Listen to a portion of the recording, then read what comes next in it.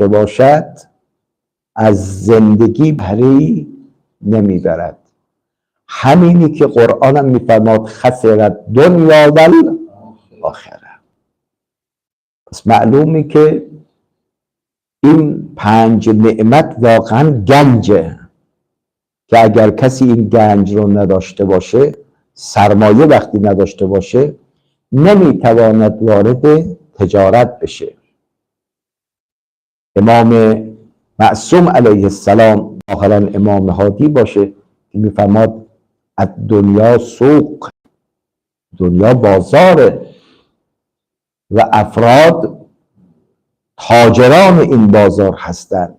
منتها یه عده در این تجارت سود میبرن، اما یه عده ضرر میکنن. کیا در تجارت دنیا که سرمایه است برای آخرت سود میبرن و کسانی هم که سود نمیبرن. و به تعبیر قرآن این تاجران زیانکار وقتی چشم برزخیشون باز میشه، این ابلهان تاریخ تازه میفهمن که چیزی در بساط ندارن. فریاد میزنن رب ارجعون، خدای ما رو برگردون. چرا؟ چون اونی که سرمایه بود و من باید با اون سرمایه به آخرت میرفتم عمل صالح بود و من اون سرمایه رو ندارم، منو برگردون. پس این همه جهانگشایی، این همه مال، این همه ثروت، این همه چی؟ میگه خیر، اینا سرمایه نبود. سرمایه عبارت بود از ایمان و عمل صالح، شما نداشتید. این همه انبیا گفتن گوش ندادن.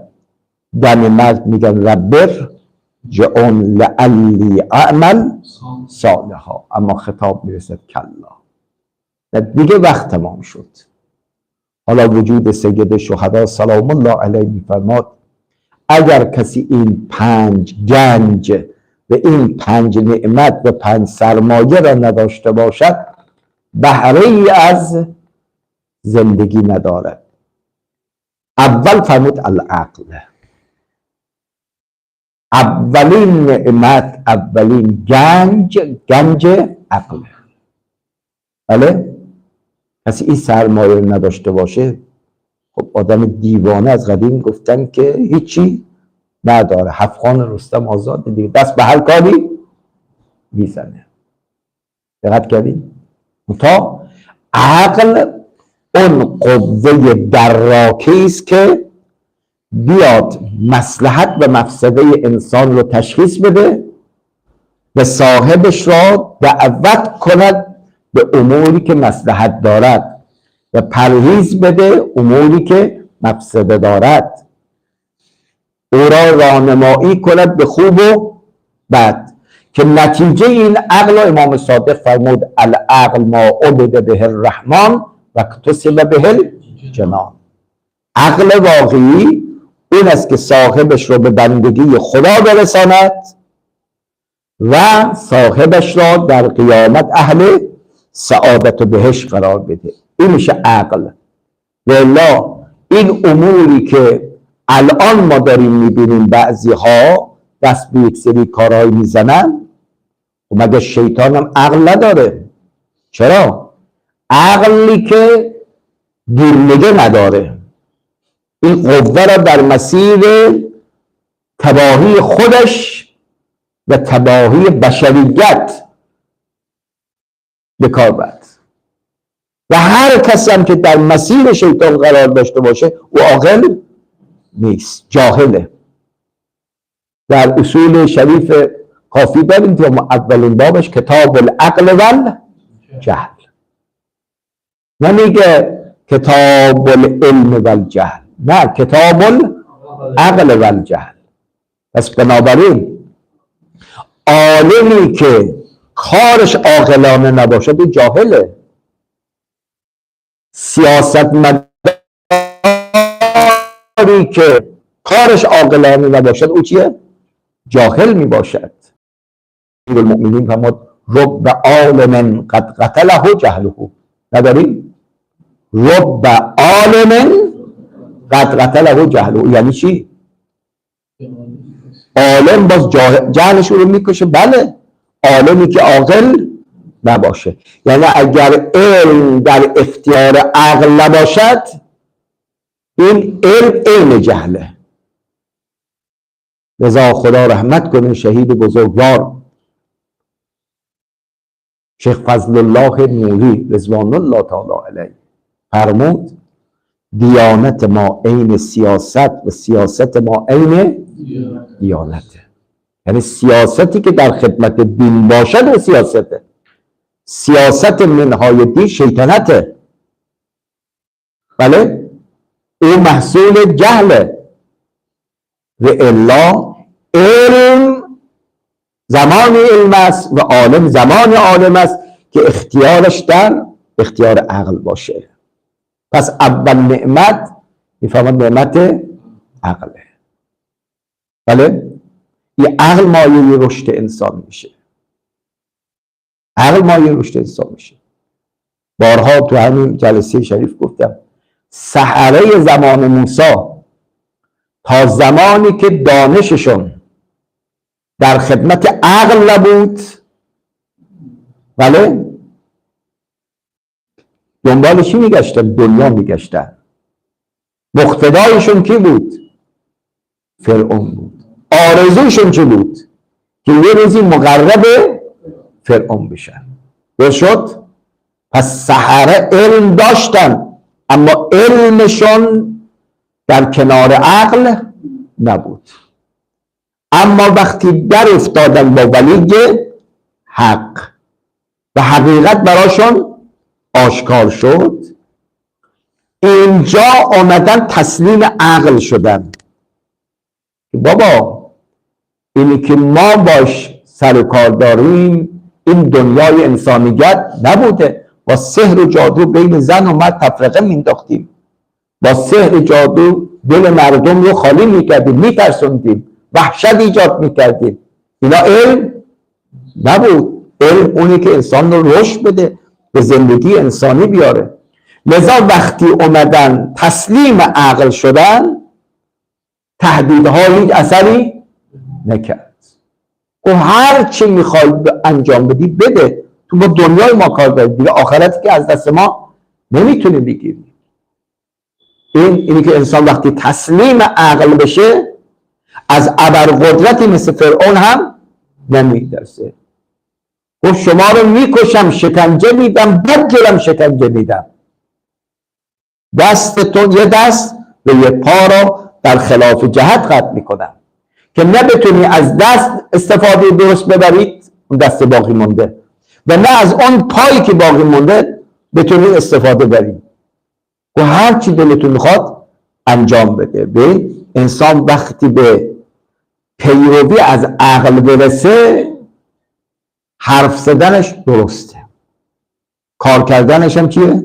درسته، تصمیم گیری هم تصمیم گیری درست میشه. چرا؟ چون عقل آدم رو به بندگی خدا میکشوند. العقل ما عبد به الرحمن و اکتسب به الجنان. این اولین نعمته. لذا دعا بکنیم که خدا این عقل مورد تایید پیامبر و اهل بیت را که نتیجهش بشه بندگی و سعادت در آخرت به همه ما مرحمت بفرماید. خب دومین نعمت میفرماد دین. کلام اهل بیت مثل قرآنه. انسان هرچی در اینها تأمل بکنه، ظرافتکاری در کلامشون. خب امام حسین اول میتونست بگه دین عقل، نگو اول عقل بعد دین. دقت کردین؟ به انسان که عاقل باشد، بفرمایید، این عقل انسان را راهنمایی میکنه به دین. میگه خب من باید دنبال یه برنامه‌ای باشم که سعادت دنیا و آخرت منو تأمین بکنه. پس این عقل این رو راهنمایی میکنه به دین. درست شد؟ پس عقل محصولش میشه دین. خب خب انسان وقتی دین نداشته باشه چی؟ بله، بی عقل میشه. پس آدم بی دین یعنی بی عقل. ولی کسی عقل داشته باشه، عقل میگه آقا تو عبث خلق نشدی، برای چی خلق شدی؟ میره دنبال دین. سوم فرمود ادب. خیلی قشنگ. بله؟ خب این دین برنامه‌اش چیه؟ یکی از برنامه‌هاش میفهمد ادبه که مظهر اخلاقه. شد؟ خب این دین ادب یعنی رفتار پسندیده، گفتار پسندیده. خب این دین میاد میگه با خدا میخواد حرف بزنی باید چه جور ادبی داشته باشی، با پیغمبر میخواد حرف بزنی باید ادبت چیزی باشه. بی ادبا میامدن پشت در خانه خدا، پیغمبر میگه محمد محمد محمد صلوات الله و سلام علیه. سریع سوره حجرات رو نگاه کنید، این چه جور بی ادبیه؟ بله؟ چه جور بی ادبیه؟ حق ندارید پیغمبر رو به اسم صدا بزنید من وراء الحجرات. نه، با ادب باشید. چه بگیم؟ یا رسول الله.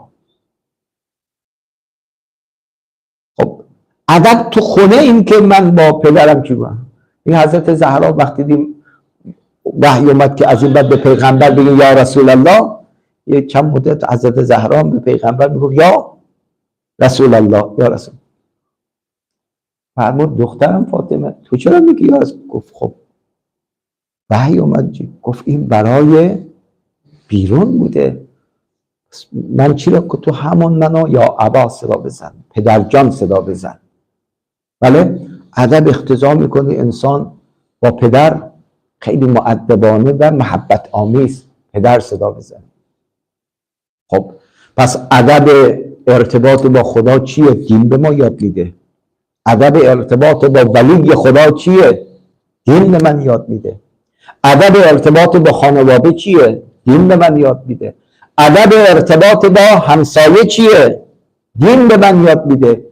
ادب ارتباط با اجتماع چیه؟ دین به من یاد میده. ادب ارتباط با همکیش چجوری باید باشه؟ ادب ارتباط با غیر همکیش باید. این چقدر دین جامع میشه عزیزان. نعمت پنجم را سوم را وقتی امام حسین میخواد بشماره دین، نمیگه نماز، نمیگه فلان، نمیگه فلان، چون خیلی از افرادی که نماز خون بودن اما ادب نداشتن. مگه تو جنگ خوارج چی نشنیدیم؟ مگه امام سجاد چی میفهمد؟ دیگران چی فهمودن؟ که خوارج نهروان اونقدر نماز میخوندن که پیشانی‌هاشون پینه بسته بود، زانوهاشون پینه بسته بود. شبی که فرداش میخواست جنگ شروع بشه، از خیمایه ها اونا مثل همچون زنبور عسل میگه سر صدا بودن، اینقدر قرآن میخوندن. نه، اینا اون دین بیروحه، برای یعنی دینی که درش ادب وجود نداره. اگر ادب وجود داشت، ادب واقعی، میفهمیدن که در برابر امام به حق، چون پیغمبر فرمود میخوای بدونی حق کجاست، ببین علی کجاست. هر کجا علی باشه حقم اونجاست. پس ادب یه چیز سرمایه بسیار گرانقدریه. نعمت سوم نعمت حیاست. چهارم نعمت ببین نعمت حیا. ما تا میگیم حیا خیلی در برابر نامحرم ما چشم بندی میشیم با حیا. نه، با حیا چشم بستن در هر کجایی که نامربوط باشه. انسان باید چی داشته باشه؟ حیا داشته باشه.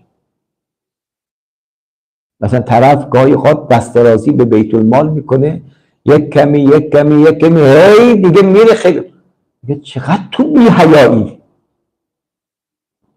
دقت کردیم؟ ما میگیم ما فارسی میگیم سر دیک بیزی باز بوده، حیای گربه کجا رفته؟ دقت کردید؟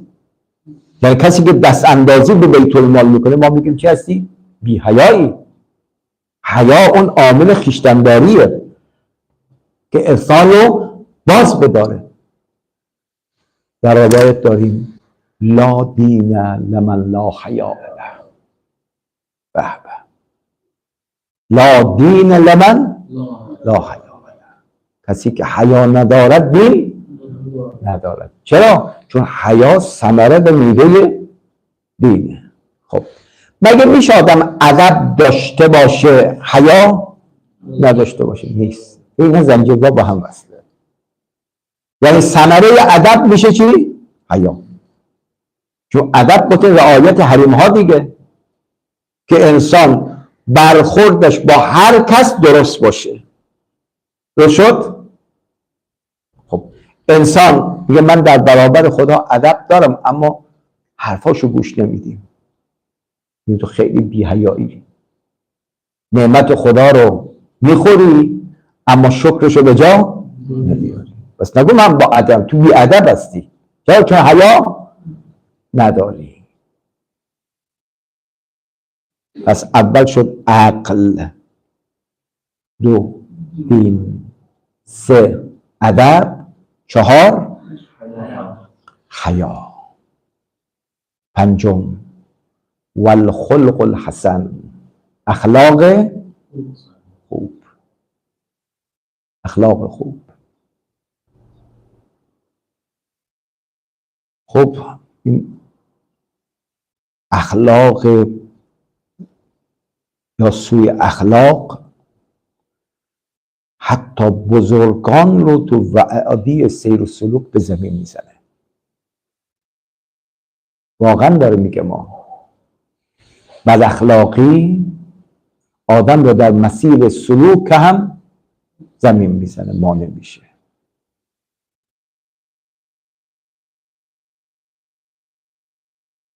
یک بزرگواری بود مدت‌ها میگه من دیدم اون فیضی که منتظر بودم به من نمیرسه، نماز شب دیگه موفق نمیشم، هی ریز شدم در خودم، ریز شدم. چه کار کردم که رفتم پیش اون راهنمای خودم، هنوز لب باز نکردم. کوبی چه رفتاری تو با زن و بچه داری؟ چه رفتاری است که با زن و بچه داری؟ عزیزان نکنه خدای نخواسته زن و بچه از ما بترسن. این خیلی بده. حساب ببرن از ما اما از ما ترس نداشته باشن. دقت کردین؟ بله. وقتی بچه با موازین دین رشد بکنه میگه خدای من گفته و بالوالدین احسانا، هیچ وقت بی حرمتی به پدر و مادر نمی کنم. درست شد؟ اما اگر خدای نخواسته این اطاعت از روی ترس باشه، یه مقدار میدان ببینن دیگه از تو اطاعت نمی کنن. چرا؟ چون عقده چندین ساله رو میکنن. تو با مادرم چیکار کردی؟ تو با برادرم چیکار کردی؟ تو با من چیکار کردی؟ کی داره این اعتراض میکنه؟ این بچه‌ای که تو دامن تو بلند شده. چرا؟ چون من بد اخلاق بودم، این اخلاق سوء من عقده شد در دل این بچه. بسیاری از کسانی که به پیغمبر ایمان آوردن به خاطر همون خلق حسنش بود. قرآن میگه انک لعلی خلق عظیم لو کنت فظا غلیظ القلب لانفضوا من حولک. اگه تو بد اخلاق بودی از دور و برت فرار میکردن. آقا بد اخلاقی بده. دقت کردیم؟ بارها بزرگان به ما گفتن سعی کنیم بر دلها حکومت کنیم، بر سرها حکومت نکنیم. یه عده بر ابدان حکومت میکنن، بر دل حکومت نمیکنن. این افرادی که محکوم هستن تا یک فضا رو آزاد بگیرن انتقام رو میگیرن. اما اگه بر دل حکومت بکنی چی؟ بله، حاضرن که جان رو بدن. جناب بلال حبشی همه شنیدید روی اون سنگریزه های تفتیته مکه با بدن عریان میخوابوندنش، سنگ بزرگ رو سینش میذاشتن، به جایی که داد بزنه میگو اخدش بلند شد. بله، سمیه مادر جناب یا عمار، اینا اسوه ها هستن برای ما. چرا؟ چون ایمان تو دلشون نفوذ کرد. خدا بر دل اینها حکومت میکرده، پیغمبر بر دل اینها حکومت میکرد. پس یه بار دیگر عرض میکنیم وجود مقدس سید الشهدا سلام الله علیه فرمود هر کس این 5 نعمت را، 5 گنج را نداشته باشه از زندگی بهره‌ای ندارد. العقل و الدین و الادب و الحیا و حسن الخلق. بهار الانوار جلد 87 صفحه 21. نسألك و ندعوك باسمك العظيم الأعظم الأعز الأجل الأكرم يا الله يا الله يا الله يا الله يا الله يا الله.